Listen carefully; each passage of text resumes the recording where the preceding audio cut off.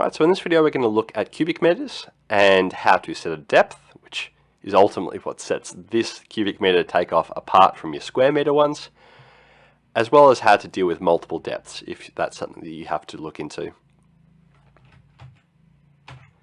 So we're doing this example for earthworks, and we're going to say change the units to M3 for cubic meters.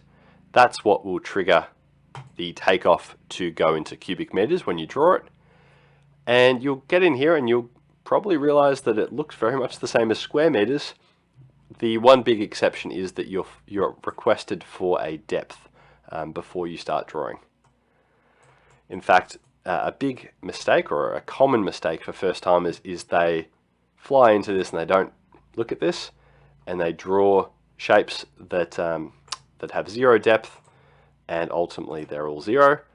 So just be aware that with cubic meters you absolutely need a depth, or else a shape with zero depth is just zero. Now I'm doing this example for an instance where I just want to take 100 mil off the top of a site. So mine's going to be a little rough. If you had excavation plans, yours would be much more precise. But literally what I'm doing is going around the perimeter with a bit of a boundary around it, a bit of a buffer around the house, and working out roughly how many cubic meters of soil that is. So at its simplest example, that's how it would work. If you were to go to the next kind of step of it and deal with multiple depths, it's going to be much like other takeoffs that you've done, where you can, for example, go, hey, this portion we need to take it out at 100 mil, and we'll go step up to 150.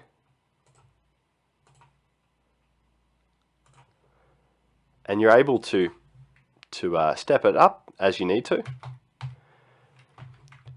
We would most commonly actually see this with different concrete depths. So that would be where there's say waffle slabs and you have trenches as well as the slab that sits on the top. But really, just for example's sake, to show that you can change the depth,